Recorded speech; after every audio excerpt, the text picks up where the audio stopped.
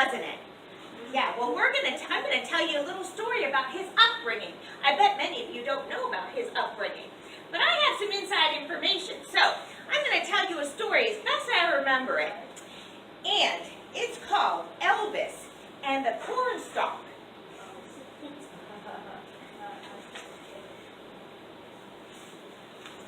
All right, let's see.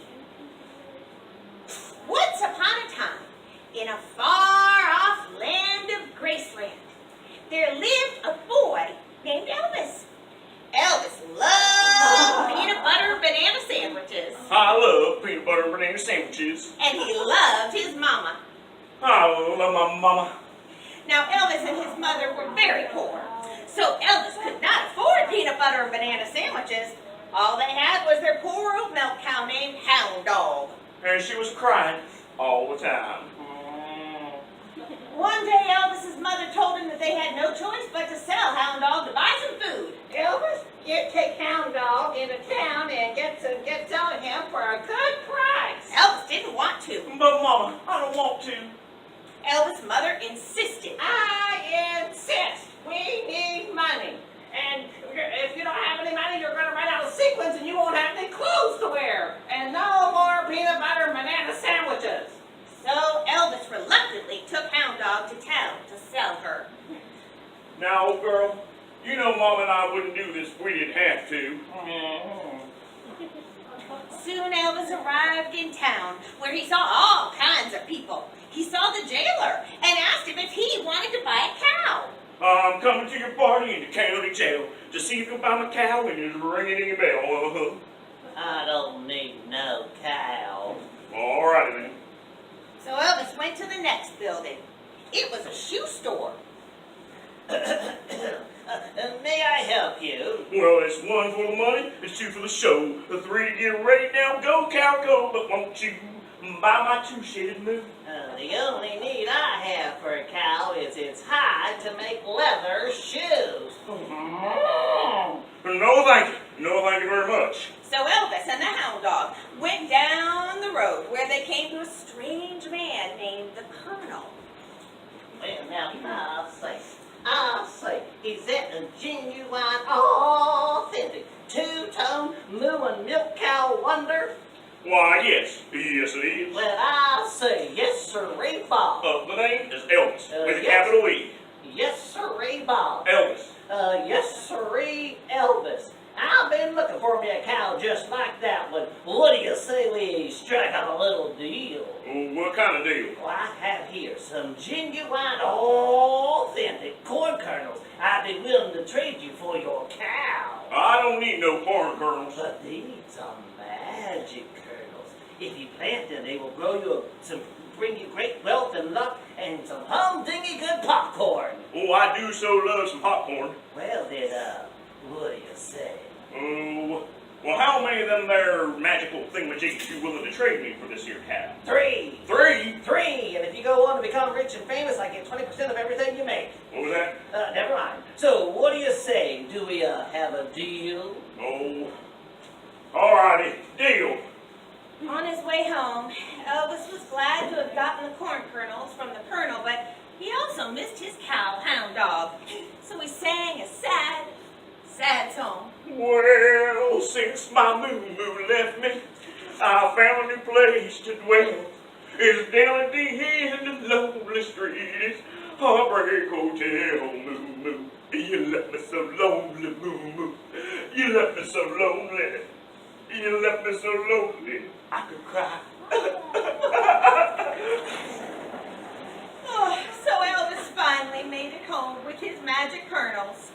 Elvis, did you get a fair trade for our dear old Hound Dog? I sure did, Mama. I got these corn kernels. Corn kernels? Elvis, what's wrong with you? Do you have pudding for brains? What are we going to do with corn kernels? Elvis's mother was You mad. bet your bloomers I was mad. How would you like it if your nitwit son sold your valuable cow for corn kernels? But Mama, these are magic kernels. Magic? Oh, silly. Elvis's mother tossed the kernels out the window and he sent Elvis to bed. Oh, Mama, do I have to? Yes, magic kernels. So Elvis went to bed and he was a-tossin'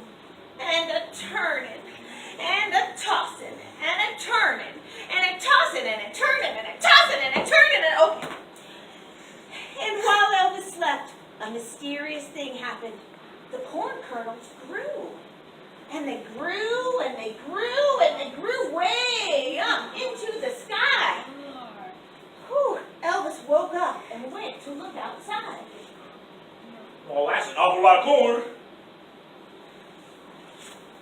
Now, Elvis didn't want to wake his mama, so he thought he would climb up the cornstalk and get her one of the biggest pieces of corn and surprise her with a breakfast of corn cakes and corn on the cob and cornbread and corn flakes. So he set out to climb the big stalk, and he climbed and he climbed and he climbed and he climbed and he climbed. Whew, this is an awful big cornstalk. I wonder where it leads. He climbed higher and higher into the clouds when Elvis suddenly came out of the clouds and saw a great big castle. Inside the castle, he walked carefully to see what he could find. Then he heard a terrifying voice boom out.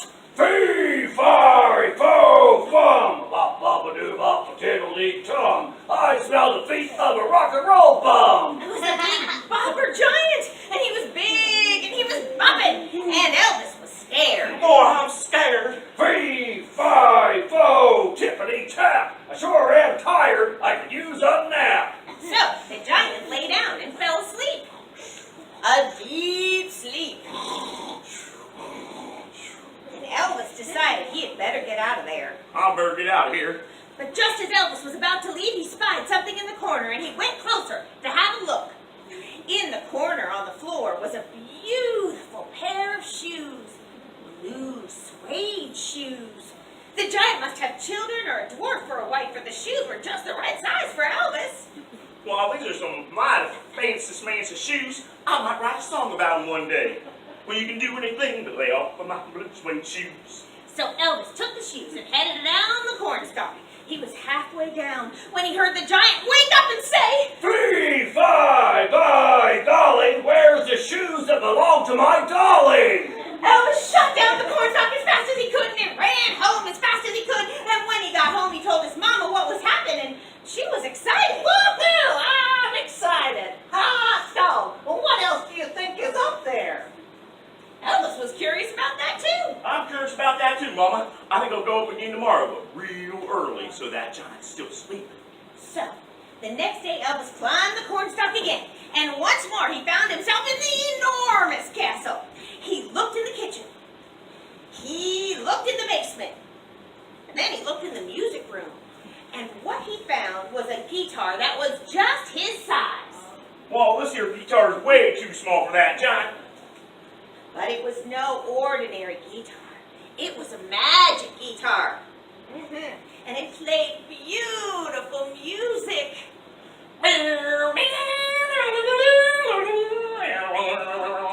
Well, if you practiced. So Elvis took the guitar and he scampered down the cornstalk, and he was almost at the bottom when he heard the giant wake up again. Fee, fo, stinky locker. Without her guitar, Dolly can't be a rocker. Elvis showed the guitar to his mama. Look, Mama, I got a new guitar. Woohoo! You scored again. I sure did, but I almost got caught that time. Okay, well, just one more time, and then we'll cut down that old cornstalk. So, the next day, Elvis climbed the beanstalk, and once again, he entered the castle. He was passing a pantry when he noticed something making noise in the corner. It was a goose. A goose that... It was a chicken.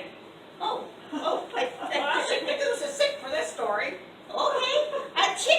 A chicken that could lay magic. Records. Golden... Oh, Records. records. Records. Work with me, kid. Okay, well, we'll show me. Okay.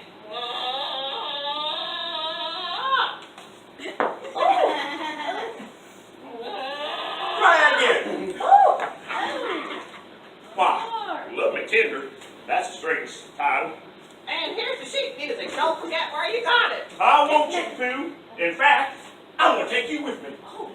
So, Elvis took off down the cornstalk with the chicken under his arm. He no sooner touched the top of the stalk when the giant woke up. Pea pie, you big fat swine. Where's my barnyard gold mine? Well, Elvis knew he was in trouble, so he ran as fast as he could down the cornstalk. But he heard the giant right behind him. Pea, five, locust gonna squish you like a locust. Elvis made it to the bottom, but the giant was close behind. Bebop-a-lula, I'm gonna sue ya. Elvis quickly started chopping down the cornstalk with an axe that was conveniently at the bottom.